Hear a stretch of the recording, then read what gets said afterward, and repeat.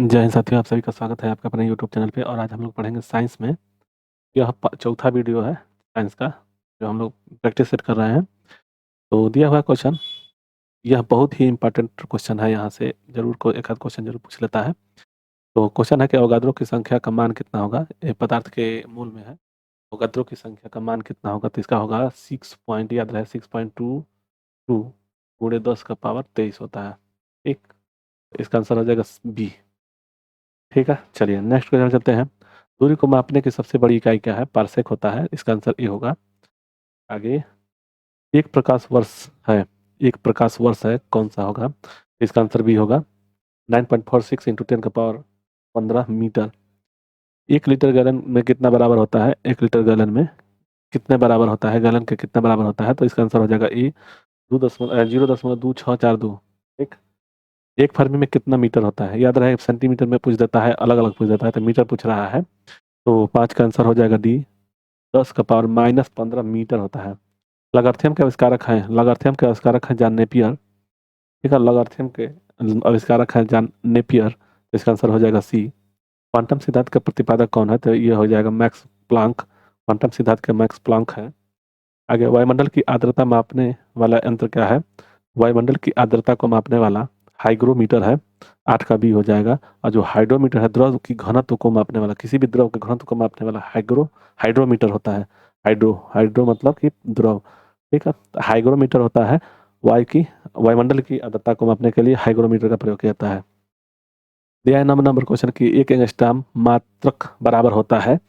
एक एंगस्ट्रॉम मात्रक बराबर होता है किसके? तो इसका आंसर हो जाएगा 10⁻10 होता है मीटर में। ठीक, दिया हुआ है कि पृथ्वी के उपग्रह का कक्षीय वेग निर्भर करता है। पृथ्वी के उपग्रह का कक्षीय वेग निर्भर करता है कक्षा के त्रिज्या पर, उपग्रह के द्रव्यमान पर, पृथ्वी के उपग्रह को दिए गए वेग पर और सूर्य से उसकी दूरी पर। तो इसका आंसर ये हो जाएगा कक्षा की त्रिज्या पर। नेक्स्ट क्वेश्चन है कि चाबी में, जैसे घड़ी में चाबी उदाहरण देना, मतलब उदाहरण क्या है? गतिज ऊर्जा है, द्रव दाब ऊर्जा है, स्थिति ऊर्जा है, इनमें से कोई नहीं। तो इसका आंसर सी होगा। स्थिति ऊर्जा मतलब कि चाबी को अगर फुल कर देंगे तो वो स्थिति ऊर्जा में आ जाएगा। ठीक, आगे, 12 के यदि किसी पिंड की संवेग को 50% बढ़ा दिया तो गतिज ऊर्जा का मान कितना होगा? तो देखिए, इसको संवेग बराबर क्या होता है? याद रखिए, संवेग बराबर होता है mv। ठीक, और गतिज ऊर्जा बराबर क्या होता है? गतिज ऊर्जा बराबर होता है, गतिज ऊर्जा बराबर 1/2 mv²। ठीक, मान के चलिए, अगर पहले वाले में शुरू में सबसे पहले अगर मान लीजिए यम है, यम मान लीजिए 10 था। ठीक, और भी कितना है? मान के चलिए 10 था। ठीक, 10 मीटर प्रति सेकेंड, या और ये केजी में है मान के चलिए। ठीक, तब क्या होगा कि अगर पहले बार के अनुसार इस पे लगाया जाए तो संवेग कितना हो जाएगा? मान लीजिए संवेग संवेग कितना हो जाएगा? ये हो जाएगा 10 और गुणे 10 बराबर 100।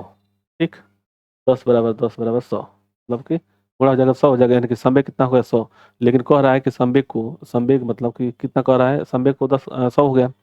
तो कह रहा है कि ये तो मान लीजिए नॉर्मल है। अब उसको कहते हैं कि 50% हम बढ़ा देंगे, तो इस पर अगर 50% बढ़ा देंगे यानी 150%, यानी कि 150 हो गया। यानी कि संवेग कितना हो गया हमारा? संवेग हो गया, जब बढ़ाएंगे तो संवेग हो गया हमारा 150। यानी कि इस पर अगर फिर रखेंगे मान को, तो संवेग हमारा 150 हो गया। यम हमारा कितना है? मान कर चलिए कि हम था 10। तो हमको भी अगर यहाँ से निकालना होगा तो भी कितना निकलेगा? जब ये बढ़ा रहे हैं तो अभी तो ये तो पहला था ये वाला। अब इसको जब हम बढ़ा रहे हैं तो भी बराबर हो जाएगा 15, यानी कि बढ़ाया हुआ भी जो है हमारा 15 हो गया। अब उसी तरह से जब इसको देखेंगे, देखिए पहले मान लीजिए कि इसके हिसाब से अगर रखा रहे हैं, देखिए पहला तो यम इतना था, भी इतना था, लेकिन यम अब दूसरा जब मतलब बढ़ गया, संवेग बढ़ गया, तो ये जो द्रव्यमान है वो 10 हो गया और वेग हो गया 15। अब इसके हिसाब से हमारा कितना बढ़ रहा है? तो देखिए इसमें क्या है कि 1/2 mv² था, तो इसका मान हम इस पर रख लेते हैं पहले, तभी ना समझ में आएगा कितना आ रहा है, बढ़ रहा है। देखिए यहाँ पे 1/2 गुणे 10 गुणे, अब इस 10 में 100 यानी कि v² है ना, तो 2 बार हो जाएगा, यानी कि 10 10 गुणे 10। देखिए यहाँ पे भी का पूरा कर लें, स्क्वायर कर लेंगे तो ये हो जाएगा। देखिए ये हो जाएगा 5, यानी कि 10 में 100 पचे 500, यानी कि गतिज ऊर्जा कितना आ गया हमारा? 500। ठीक, अब कह रहा है कि जैसे अब वेग बढ़ा दिया गया, यहाँ पे वेग बढ़ेगा तब ना, तो पहले तो 500 था, अब वेग बढ़ गया, तो जब वेग बढ़ेगा तो देखिए वहीं पे गतिज ऊर्जा बराबर कितना हो जाएगा? गतिज ऊर्जा बराबर 1/2 m कितना था? तो 10, और भी हमारा कितना होगा इसके हिसाब से? दूसरा जब बढ़ा तो 15 हो गया, अब 15 गुणे 15। ठीक, अब देखिए 15 15 225 हुआ, इसे कटेगा तो 5, यानी कि कितना हो गया, यानी कि ये होगा 1000 1125। ठीक, 1125 कितना हो गया, अब 1125 माने जब बढ़ गया, जैसे वेग बढ़ा गया तब जाकर के संवेग बढ़ा दिया गया, तो जब वेग बढ़ गया तो इसका गतिज ऊर्जा इतना हो गया।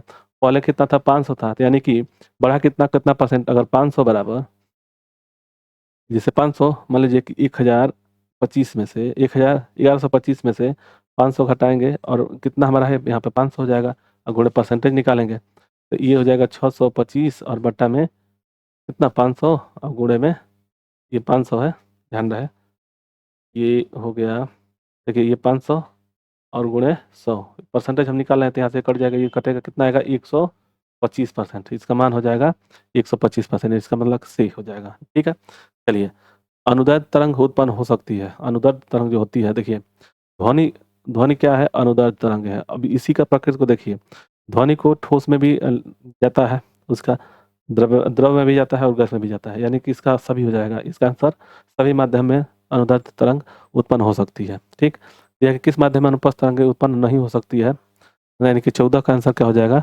14 का आंसर हो जाएगा सी, हवा में। आगे, प्रतिबल और विकृति का अनुपात कहलाता है, प्रतिबल और विकृति का अनुपात कहलाता है, तो इसका आंसर हो जाएगा ई, प्रत्यास्था गुणांक। नेक्स्ट, पनडुब्बी आधारित है किस पर, न्यूटन के प्रथम गति नियम, आर्किमिडीज के सिद्धांत, पास्कल के नियम पर और ऊर्जा संरक्षण के सिद्धांत पर, तो इसका आंसर बी होगा, 16 का बी हो जाएगा, आर्किमिडीज सिद्धांत पर। दिया हुआ है कि समुद्र में तैरना नदी की अपेक्षा आसान है, क्योंकि इस कारण से, तो ऑप्शन ए दिया हुआ है कि समुद्र गहरा होता है और समुद्र काफी दूर तक फैला रहता है, समुद्र से ज्वारभाटा अधिक होता है, ज्वारभाटा आता है, समुद्र में पानी का घनत्व, जो पानी का जो घनत्व है नदी के घनत्व से अधिक होता है, तो यही सही है इसका आंसर। इसलिए यहाँ पे जो समुद्र का जो पानी होता है वह होता है नमक युक्त, ठीक है, तो उसका घनत्व अधिक होता है, इसी के लिए समुद्र में डूबना आसान नहीं है, नहीं डूब पाएंगे, नदी में डूबना आसान हो जाएगा, तो इसका आंसर डी होगा। ठीक, चलिए आगे, दिया हुआ तरंग अपश्रव्य कही जाती है, उसकी आवृत्ति होती है, देखिए एक होता है जैसे हाइपरसोनिक होता है, मतलब जैसे 20 से 20,000 से मैंने हर्ट्ज से 20 से 20,000 होता है। ठीक, इसके अंदर में हम लोग श्रव्य करते हैं, देख सुन पाते हैं, ठीक, इससे कम में नहीं सुन पाएंगे, इससे अधिक में भी नहीं सुन पाएंगे, ये अल्ट्रासोनिक होता है, तो इसका आंसर हो जाएगा 20 से कम अपश्रव्य को कहते हैं। ठीक, यदि दिया हुआ है 19 की, यदि तरंग की लंबाई का मान आधा कर दिया जाए तो ध्वनि का वेग क्या होगा, अगर तरंग की लंबाई का मान आधा कर दे तो ध्वनि का वेग कितना होगा, आधा हो जाएगा, दोगुना हो जाएगा, परिवर्तित रहेगा, 4 गुना हो जाएगा, तो 19 का हो जाएगा ए, आधा हो जाएगा। नेक्स्ट, ध्वनि तरंगे हैं, इसको याद करने के लिए सबसे बढ़िया है, देखिए आधा दो है ना, इसमें भी आधा दो है, तो इसका आंसर ए हो जाएगा। और प्रस्थ में देखिए प्रकाश जो होता है, याद रखिए प्रकाश जो होता है प्र, तो यहाँ पे अनुप्रस्थ होता है, तो ये ध्यान रहे बस, ध्वनि जो होती है अनुदैर्ध्य तरंग होती है। गोलीय दर्पण की फोकस दूरी उसकी वक्रता की त्रिज्या क्या होती है, त्रिज्या होती है, मतलब कि गोलीय दर्पण की फोकस दूरी उसकी वक्रता त्रिज्या की होती है क्या, आधी, दोगुनी, तीन चौथाई, तो इसका आंसर हो जाएगा 21 का ए, आधी। नेक्स्ट, उत्तल दर्पण द्वारा बना प्रतिबिंब होता है, उत्तल दर्पण द्वारा बना प्रतिबिंब होता है क्या, काल्पनिक सीधा होता है, वास्तविक उल्टा होता है, वास्तविक सीधा होता है और काल्पनिक उल्टा होता है, तो इसका आंसर हो जाएगा 22 का ये होगा, काल्पनिक सीधा होता है। प्रकाश तरंग उदाहरण है, प्रकाश तरंग उदाहरण है, ध्वनि तरंग का, विद्युत चुम्बकीय तरंग का, पराबैंगनी तरंग का, इनमें से कोई नहीं, तो प्रकाश तरंग क्या है, तो यह ध्वनि तरंग का, विद्युत चुम्बकीय तरंग का, पराबैंगनी तरंग का, तो उदाहरण किसका है, तो यह हो जाएगा 23 का, 23 का भी होगा, विद्युत चुम्बकीय तरंग का है। फोटोग्राफिक कैमरे का अधिदेशक लेंस होता है, अवतल लेंस, उत्तल लेंस, उभयतल, और इनमें से कोई नहीं, तो इसका आंसर 24 का बी हो जाएगा। नेक्स्ट, ई बराबर एम सी के प्रतिपादक कौन थे, मैंने ई बराबर एम सी स्क्वायर के प्रतिपादक कौन थे, तो इसका आइंस्टीन थे, 25 का बी। और इसमें ज़्यादा से ज़्यादा पूछता है सी का मान, तो ये प्रकाश की चाल होती है, प्रकाश का वेग होता है, सी का मान प्रकाश का वेग होता है। ठीक, याद रहे। थोरियम का नाभिक को बदला जा सकता है, थोरियम का नाभिक को बदला जा सकता है यूरेनियम में, प्लूटोनियम में, पोलियनियम में, रेडियम में, तो 26 का आंसर हो जाएगा बी, प्लूटोनियम में। नेक्स्ट, फ्यूज के पदार्थ का होना चाहिए, फ्यूज के जो पदार्थ होना चाहिए, उच्च प्रतिरोध और निम्न गलनांक, उच्च नग्यता और उच्च गलनांक, तो इसका आंसर हो जाएगा 27 का बी, निम्न गलनांक। नेक्स्ट, यह हुआ कि निम्नलिखित चुंबकीय तरंगों में किसकी आवृत्ति अधिकतम होती है, आवृत्ति पूछ रहा है, अधिकतम होती है किसकी, एक्स किरण की, गामा किरण की, पराबैंगनी किरण की, औसत किरण की, तो आवृत्ति सबसे ज्यादा किसकी होगी, तो ये हो जाएगा गामा किरण की। ठीक है, इसका अल्फा बीटा गामा, गामा का, ठीक। और सबसे कम आवृत्ति जो होगी इसमें, देखिए यहाँ पे दिया हुआ है कि जैसे एक बढ़ती आवृत्ति के क्रम में विद्युत चुम्बकीय स्पेक्ट्रम है, ठीक है ना, तो रेडियो तरंग की सबसे कम, उसके बाद अधिक, माने उससे बढ़ते जाएंगे, बढ़ते क्रम में है माइक्रोवेव, अवरक्त विकिरण, दृश्य विकिरण, दृश्य प्रकाश, पराबैंगनी विकिरण और एक्सरे और गामा किरण। तो सबसे ज्यादा किसका है, तो गामा किरण की है, और सबसे कम इसमें हो जाएगा, तो ऑप्शन है पराबैंगनी किरण और अवरक्त किरण दिया हुआ है, यहाँ पे दिया हुआ है, तो सबसे कम इसमें इसका हो जाएगा अवरक्त किरण का, तो इसका आंसर 28 का बी हो गया। चलिए नेक्स्ट, क्षय का ऊर्जा कम होता है, क्षय ऊर्जा का क्षय कम होता है, उल्टा बोल रहे हैं। 29 है कि ऊर्जा का क्षय कम होता है दीर्घ धारा में, प्रत्यावर्ती धारा में, दोनों प्रकार की धारा में, इनमें से कोई नहीं। ऊर्जा का क्षय कम होता है तो किसमें, तो इसका आंसर हो जाएगा 29 का ए, दिष्ट धारा में। ट्रांसफार्मर किस सिद्धांत पर कार्य करता है, विद्युत चुम्बकीय प्रेरण पर, चुम्बकीय प्रेरण पर, स्व प्रेरण पर, अन्य प्रेरण पर, तो इसका आंसर हो जाएगा चुम्बकीय प्रेरण पर। नेक्स्ट, घरेलू प्रकाश के लिए प्रयुक्त लैंप किस क्रम में जोड़े जाते हैं, घरेलू प्रकाश के लिए प्रयुक्त लैंप किस क्रम में जोड़े जाते हैं, श्रेणी क्रम में, समांतर क्रम में, मिश्रित क्रम में, और कोई निश्चित नहीं है, तो 31 का आंसर हो जाएगा बी, समांतर क्रम में। नेक्स्ट, ऊष्मा प्रक्रिया किस प्रक्रिया में सर्वाधिक तीव्र गति से स्थानांतरित होती है, चलन, वाहन, विकिरण, इनमें से कोई नहीं। तो जो ऊष्मा होता है विकिरण में सबसे ज्यादा चलती है। दिया हुआ है 33 के न्यूनतम संभवतः तापमान होता है -273 होता है, तो इसका आंसर ए होगा। आगे, यदि वायुमंडल न हो तो दिन की अवधि कम होगी, ज्यादा होगी, अपरिवर्तित आधी होगी तो कम हो जाएगी, तो इसका आंसर हो जाएगा 34 का ए। नेक्स्ट, सूर्य ग्रहण के समय सूर्य का कौन सा भाग दिखाई देता है, वर्णमंडल, किरीट, प्रभात मंडल, और इनमें से कोई भाग नहीं, तो 35 का आंसर हो जाएगा, 35 का आंसर भी होगा किरीट। दिया हुआ 36 की प्रकाश, सूर्य के प्रकाश का आंतरिक परावर्तन को हो सकता है यदि प्रकाश, सूर्य के प्रकाश का आंतरिक परावर्तन हो सकता है यदि प्रकाश कांच, वायु से कांच में जाए, वायु से जल में जाए, कांच से वायु में जाए, जल से वायु में आए, तो इसका आंसर 36 का हो जाएगा सी, कांच से वायु में जाए। निम्न में से किसका अपवर्तनांक सर्वाधिक होता है, अपवर्तनांक सर्वाधिक होता है पीला, बैगनी, नीला, हरा, तो 37 का हो जाएगा बी, बैगनी। अपवर्तनांक सबसे ज्यादा किसका होता है, तो बैगनी का होता है। निम्नलिखित में से किस विद्युत चुम्बकीय तरंग की तरंग ज्यादा होती है, विद्युत चुम्बकीय तरंग की तरंग ज्यादा होती है, पराबैंगनी और रक्त और दृश्य प्रकाश और गामा किरणें, तो तरंग किसमें सबसे ज्यादा होती है, तो 38 का हो जाएगा दृश्य प्रकाश का। आगे, प्रकाश की चाल सबसे पहले ज्ञात की किसने, एडिसन ने, रोमर ने, फैराडे ने, वेबर ने, तो 39 का आंसर भी हो जाएगा रोमर ने, प्रकाश की चाल सबसे पहले ज्ञात की थी रोमर ने। सरल सूक्ष्मदर्शी में वस्तु को रखा जाता है लेंस प्रकाश के बीच, फोकस के बाहर, वक्रता केंद्र पर, अनंत पर, तो इसका आंसर हो जाएगा 40 का ए, लेंस और प्रकाश के बीच। 41 है कि जब प्रकाश वायु में कांच में जाता है तो, जब प्रकाश वायु से कांच में जाता है तो तरंग दैर्ध्य बढ़ती है, तरंग दैर्ध्य घटती है, आवृत्ति बढ़ती है, कुछ नहीं होता है, तो 41 का बी हो जाएगा, तरंग दैर्ध्य घटती है।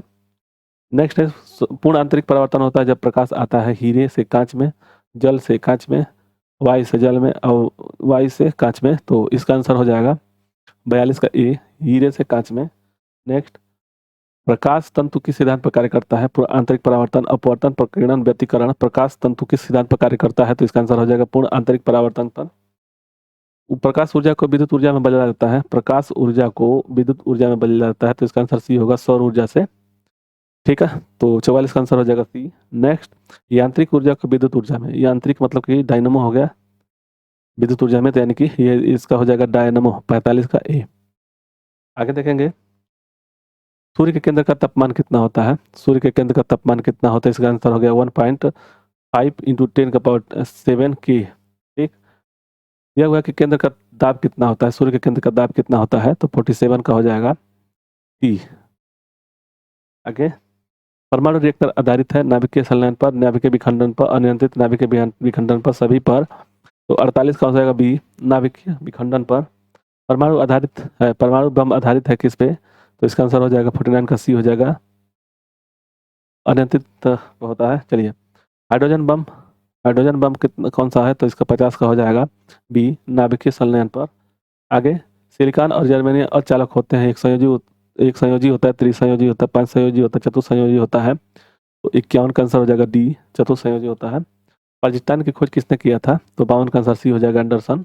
नेक्स्ट, एक कूलाम का आवेश कितने के बराबर होता है, एक कूलाम आवेश कितने के बराबर होता है, तो 53 का आंसर हो जाएगा ए, 6.25 10 का पावर 18 इलेक्ट्रॉन। किसी तार की प्रतिरोधकता निर्भर करती है लंबाई पर, पदार्थ पर, क्रॉस सेक्शन एरिया पर, इनमें से कोई नहीं, तो इसका आंसर हो जाएगा 54 का बी, पदार्थ पर। 1 वाट घंटा कितने कैलोरी होता है, तो इसका आंसर हो जाएगा 55 का बी होगा। 3.6 10 का पावर 3 कुल जूल होता है। मैक संख्या का उपयोग किसकी चाल निर्धारण के लिए किया जाता है, प्रकाश, ध्वनि, विमान, इनमें से कोई नहीं, इसका आंसर सी होगा मैक का, तो 46 का हो जाएगा सी। नेक्स्ट, एक कार बैक्टीरिया में प्रयुक्त विद्युत अपघट्य हाइड्रोक्लोरिक अम्ल होता है, सल्फ्यूरिक अम्ल होता है, नाइट्रिक अम्ल होता है, आसुत जल अम्ल होता है, तो 57 का आंसर हो जाएगा बी, सल्फ्यूरिक अम्ल होता है। स्पष्ट दर्शन की न्यूनतम दूरी कितनी होती है, 25 सेंटीमीटर होता है, 58 का सी। आगे, प्रकाश के तरंग सिद्धांत को किसने प्रतिपादित किया, तो हैगेल्स ने किए थे। आगे, इंद्रधनुष में किस रंग का वर्ण विक्षेपण अधिक होता है, वर्ण का विक्षेपण अधिक होता है, तो उसका हो जाएगा 60 का सी हो जाएगा। आगे, पानी के ऊपर तेल की परत चमकना उदाहरण है प्रकीर्णन का, अपवर्तन का, प्रकीर्णन का, तो दोनों सेम दिया है, तो इसका आंसर 61 का हो जाएगा डी, व्यतिकरण का। नेक्स्ट, धूप के चश्मे के पावर होते हैं 0 डायोप्टर, 1 डायोप्टर, 2 डायोप्टर, 3 डायोप्टर, तो 62 का आंसर हो जाएगा 0 डायोप्टर। आगे, वायुमंडल के प्रकाश का विसरण का कारण है, वायुमंडल में प्रकाश का विसरण का कारण है, तो इसका कारण है धूल कण, ठीक है, आंसर ए हो जाएगा। नेक्स्ट, प्रकाश तंतु किस सिद्धांत पर कार्य करता है, प्रकाश तंतु किस सिद्धांत पर कार्य करता है, पूर्ण परावर्तन, अपवर्तन, प्रकीर्णन, व्यतिकरण, तो 64 का आंसर हो जाएगा ए, पूर्ण परावर्तन। नेक्स्ट, प्रकाश की गति किसके बीच से जाते हुए न्यूनतम होगी, प्रकाश की गति किसके बीच से जाते हुए न्यूनतम होगी, कांच, निर्वात, जल, वायु, तो इसका आंसर हो जाएगा 65 का आंसर हो जाएगा ई, कांच। नेक्स्ट, सूर्य की ऊष्मा पृथ्वी पर कैसे पहुंचती है, चलन द्वारा, विकिरण द्वारा, संवहन द्वारा, परावर्तन द्वारा, तो इसका आंसर हो जाएगा 66 का हो जाएगा बी, विकिरण द्वारा। रेफ्रिजरेटर में थर्मोस्टेट का कार्य है तापमान कम करना, हिमयान ताप को बढ़ाना, एक समान ताप को बनाए रखना, तो और गलनांक को घटाना, तो 67 का आंसर हो जाएगा सी, एक समान ताप को बनाए रखना।